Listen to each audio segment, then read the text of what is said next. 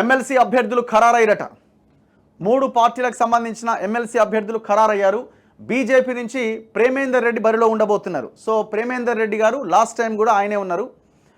Palla Rajeshwar Reddy BRS నుంచి, ఇండిపెండెంట్గా తీన్మార్ మల్లన్న, ఆనాడు బీజేపీ నుంచి ప్రేమేందర్ రెడ్డి పోటీ చేశారు. సో ఈ పరిస్థితుల్లో ఆనాడు పల్లా రాజేశ్వర్ రెడ్డి అండ్ కోదండరామ్ గారు ఇండిపెండెంట్గా పోటీ చేశారు. సో కోదండరామ్, తీన్మార్ మల్లన్న ఇద్దరు పోటీ పడితే ఆ మధ్యలో ఒక 30-35% ఓట్లతో పల్లా రాజేశ్వర రెడ్డి బయటపడ్డాడు. ఆనాడు బీజేపీ నుంచి ప్రేమేందర్ రెడ్డి పోటీ చేశారు. ఆయనకు ఒక 40,000 ఓట్ల దాకా ఏమో వచ్చినట్టున్నాయి. ఇప్పటికే కాంగ్రెస్ నుంచి తీన్మార్ మల్లన్న, బీఆర్ఎస్ తరపున రాకేష్ రెడ్డి నామినేషన్. ఈ రాకేష్ రెడ్డి ఆయన గతంలో బీజేపీలో ఉండే, బీజేపీ విధానాలని మీడియా ఛానళ్ళ సాక్షిగా ఆయన గట్టిగా ప్రజల్లోకి తీసుకెళ్లేవాళ్ళు. కానీ ఆయనకు వరంగల్ వెస్ట్ టికెట్ రాలేదని బీఆర్ఎస్లకు పోయింది ఎలక్షన్లకు ముందు. ఇప్పుడు ఆయన పోటీ చేస్తున్నాడు. Next Teenmaar Mallanna already Congress ticket ఇచ్చింది. రేవంత్ రెడ్డి నిన్ననో మొన్ననో ఆయన బీఫామ్ కూడా ఇచ్చినట్టున్నారు.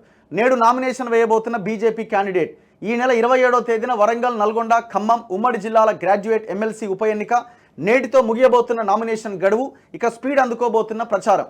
సో ఈ ప్రచారము బేసిక్గా ఎమ్మెల్సీ ఎలక్షన్ విషయానికి వస్తే ఒక రకంగా వాస్తవ పరిస్థితిని, మనం ఉన్న రియాలిటీని, ఫ్యాక్ట్ని మాట్లాడుకుంటే ఈ క్యాండిడేట్స్ని చూసిన తర్వాత, పార్టీల యొక్క పరిస్థితి చూసిన తర్వాత, స్టేట్లో అధికారంలో ఎవరున్నారని చూసిన తర్వాత తీన్మార్ మల్లన్న గెలుపు లాంఛనమనే చెప్పాలి.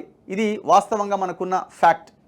ఆయన అంటే ఇక్కడ ఆయనకున్న బలాలు, మేజర్ ఫ్యాక్ట్స్ ఏంటంటే, సరే కొంత అక్కడక్కడ విమర్శలు వచ్చినప్పటికీ ఆయనకున్న మేజర్ బలం ఏంటి అంటే, గతంలో ఆయన పోటీ చేసి ఉండడం, ఇదే స్థానం నుంచి గెలిచిన పల్లా రాజేశ్వర రెడ్డి రాజీనామా చేయడం, ఆయన గెలిచినప్పుడు తీన్మార్ మల్లన్న సెకండ్ ప్లేస్లో ఉండడం, ముఖ్యంగా ఈ నోటిఫికేషన్ అంటే ఈ ఎలక్షన్కి సంబంధించిన షెడ్యూల్ వచ్చినప్పటి నుంచి వీళ్ళు ఈ ఎమ్మెల్సీ ఎన్రోల్మెంట్ని చాలా పెద్ద ఎత్తున పట్టభద్రుల ఎన్రోల్మెంట్ని చేయడంలో వీళ్ళ టీం అంతా కీలక పాత్ర పోషించడం వీళ్ళకు ఒక పెద్ద అసెట్. సో దాంతోపాటుగా వీళ్ళు ఎలక్షన్లో పనిచేసిన ఎక్స్పీరియన్స్ ఉంది ఎమ్మెల్సీ ఎలక్షన్లో. సో దాదాపు అందరి ఓటర్లకి ఆయన ఫోన్ చేసి మాట్లాడుతూ వాళ్ళని రీచ్ అవ్వడం. సో ఇలాంటివి వాళ్ళకి బలాలుగా కనిపిస్తున్నాయి. అన్నింటికంటే ముఖ్యంగా ఆయనకున్న నేమ్ కావచ్చు, ముఖ్యంగా ప్రశ్నించే ముందు నుంచి ఆయన ప్రశ్నిస్తూ ఉండడం, ప్రజల్లోకి బలంగా చొచ్చుకెళ్ళడం. సో తన ఛానల్ ద్వారా ప్రజలని ఎప్పటికప్పుడు చైతన్యం చేయడం, కేసీఆర్ ప్రభుత్వం దిగిపోవడంలో కీలక పాత్ర పోషించడం అన్నింటికంటే ఎక్కువగా ఇవన్నీ మల్లన్నకి బలాలుగా కనిపిస్తున్నాయి. ఇంకొక ప్రధానమైన అంశం ఏంటంటే, రాష్ట్రంలో కాంగ్రెస్ అధికారంలో ఉండడం, అదే కాంగ్రెస్ పార్టీ నుంచి బీఫామ్ తీసుకొని పోటీ చేయడం. సో బేసిక్గా ఇక్కడ ఉద్యోగులు, ముఖ్యంగా పట్టభద్రులు అంటే ఉద్యోగులు కూడా వస్తారు. ఉద్యోగులకి ఇప్పుడు ఫస్ట్ డేట్కే జీతాలు వస్తుండడం. సో ఇట్లాంటి అంశాలన్నీ కూడా వాళ్ళు కొంత ప్రభుత్వం పట్ల సానుకూలంగా ఉన్నారు. ఇవన్నీ మల్లన్నకు ప్లస్ కాబోతున్నాయి. సో మిగతా క్యాండిడేట్స్ బీఆర్ఎస్ గురించి మనం చెప్పక్కర్లేదు. నిరుద్యోగులు, పట్టభద్రులు ఎంత వ్యతిరేకంగా ఉన్నారో ఆ పార్టీకి ఓటు వేయడానికి వాళ్ళు అసలు ముందుకు రారు. ఏమైనా బీజేపీకి వేసే అవకాశం ఉందా అంటే, క్యాండిడేట్స్ పరంగా చూసుకున్నప్పుడు కొంత అంత మెరుగైన ఓట్లు వాళ్ళు సాధించడానికి అవకాశం లేదు. సో ఈ సిచ్యువేషన్లో ఈ క్యాండిడేట్స్ అందరినీ మనం పరిశీలించినప్పుడు మల్లన్న గెలుపు లాంఛనంగానే కనబడతా ఉన్నది. ఇవన్నీ అంశాలు మనం ప్రధానంగా చూడొచ్చు. ఇప్పుడు చాలామంది చాలా రకాలుగా మాట్లాడుతుండొచ్చు, కానీ ఇప్పుడు మల్లన్న ఆయన ఎవరూ మాట్లాడని సమయంలో ఆయన ఒక చిన్న ఛానల్ పెట్టి, యూట్యూబ్ ఛానల్ పెట్టి ప్రశ్నించడం స్టార్ట్ చేశాడు.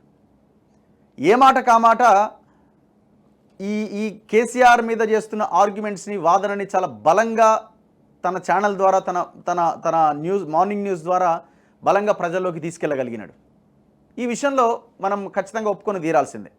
సరే చిన్న చిన్న విమర్శలు, ఆయన పార్టీ మారిండు, గతంలో పార్టీలో ఉన్నాడు, ఇంకో పార్టీలోకి పోయిండు, ఇవన్నీ ఉన్నప్పటికీ ఆయన తన ఎజెండా ప్రకారంగా, తన వ్యూహం ప్రకారంగా, తన స్ట్రాటజీ ప్రకారంగా ముందుకెళ్ళడానికి ప్రయత్నం చేసింది. 75 రోజులు ఒకసారి జైల్లో ఉన్నాడు, తర్వాత మళ్ళీ ఒక 20 రోజులు జైల్లో ఉన్నాడు. సో ఇది మామూలు విషయం ఏం కాదు కదా. సో ఇవన్నీ అంశాలు ఆయనకి సానుకూలంగా మారే అవకాశం ఉంది. సో గతంలో పోటీ చేసిన ఎక్స్పీరియన్స్ ఉంది, అధికార పార్టీ నుంచి పోటీ చేస్తున్నాడు. ఇవన్నీ ఆయన గెలవడానికి బలంగా ఉన్న అంశాలు.